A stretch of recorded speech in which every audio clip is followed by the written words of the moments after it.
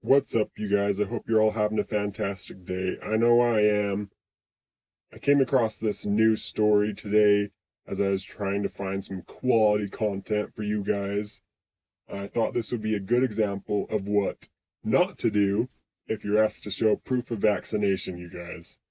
This news article is titled, "Hostess Attacked After Asking Diners for Proof of Vaccine in New York City."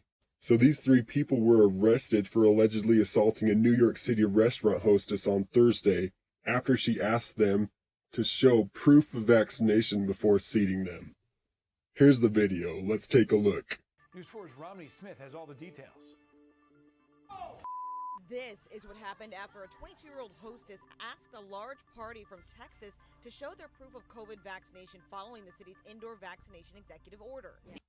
She says large party. I thought she was going to say large women. Yeah, 3 large women looks like it to me. Wow, you guys, that is crazy. So I don't know if these people thought the hostess was being racist. I'm just going to look at this situation with baby eyes here. Let's just recognize the elephant in the room. The hostess is white, and these diners are black. I bet these diners thought that she was being racist. They probably didn't know that New York City just barely got that mandate. Who knows? But man, these guys are crazy messing with the people of New York. I mean, people there own guns everywhere. You're gonna get your head blown off for doing stuff like that. And 3 against 1 against a girl? Are you guys kidding me? The news article goes on to say, this hostess, who has not been identified, was repeatedly punched and her necklace was broken. Her necklace was broken, you guys. That's how serious it was. I mean, can you even imagine being a hostess at a restaurant where you aren't making very much money in the first place? You're just doing your job. You're trying to fit in with the government's mandates so you don't get fired, and then you get punched in the face for it and get your nose broken. Man, that would suck. I mean, I don't know exactly how much she's making, but I know she definitely wasn't making bank or even enough to be punched in the face for no reason. One unspecified patient was taken to Mount Sinai Hospital, the New York City Fire Department said, without stating their condition. The 3 suspects, whose ages are 21, 44, and 49, were taken to NYPD's nearby 24th Precinct Station House, police said.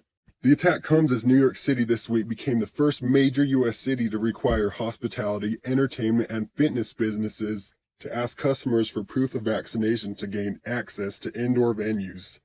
Any business that fails to comply could face a $1,000 fine. Man, this is just a crappy situation, you guys. I'm glad those 3 people were taken to jail because that is not the right way to handle that situation. That is not right. There were so many other things they could have done. They could have just went somewhere else. They could have just went to an outdoor table. They could have just done so many other things besides attack this poor lady.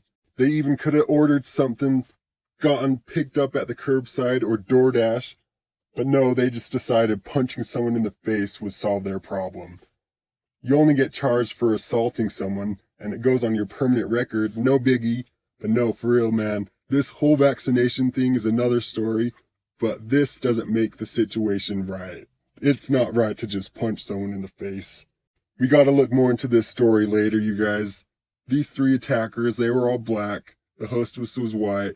There could have been something racially motivated. I don't know, maybe the hostess was a little bit racist for asking for proof of vaccination, you guys, but who knows? We'll find out someday, I hope. But speaking of crazy people, this next story comes out of Michigan where a teacher cut a 7-year-old girl's hair without permission from the parents. Why do people do the things they do? I don't even understand why someone would do this. In what world would it ever be okay to cut some girl's hair without asking their parents? Do they not even think about the consequences that'll happen if they do this? I mean, I know my wife would not be okay with this. If one of our girls came home with a new haircut, she would be calling that teacher up real quick, and she would be suing, and she would be so angry and doing all this. And that's what this parent decided to do. The lawsuit was filed Tuesday in federal court, Grand Rapids, against Mount Pleasant Public Schools. It alleges that the biracial girl's constitutional rights were violated, racial discrimination, ethnic intimidation, intentional infliction of emotional distress, and assault and battery. I'm not sure this would be a racial issue. It sounds like that school just had some pretty dumb teachers. Who knows? It's kind of like the other situation. The first situation, we had black people attacking a white girl. This situation, we have a white teacher cutting a black girl's hair. I don't know, guys. The first person could be racist. The second person could be racist. The 3 black people could have been racist. The white girl could have been racist. This teacher could have been racist. Jimmy Hoffmeyer, who was black and white, said that in March his daughter arrived home from Garnard Elementary with much of her hair cut from one side of her head. Journey said a classmate used scissors to cut her hair on the school bus.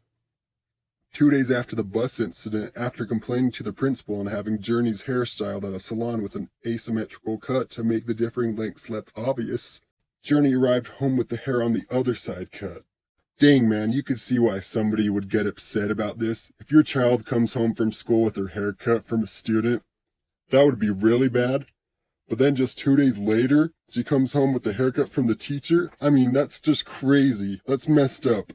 I'm not 100% sure this is racial discrimination. It just sounds like it was a bad week for this little girl, and if people would just use common sense, if this teacher would have just used common sense, they would know that it's probably not a good idea to cut someone else's hair without okaying it with the parents first. And those parents are never going to okay it with the teacher cutting their kids' hair. They're just going to take the kids to their own salon. That's it for today, guys. I hope you guys are having a wonderful day. Get off YouTube, go do something awesome, or watch my other videos. Share it with your friends. Don't cut people's hair at school. Don't beat up hostesses.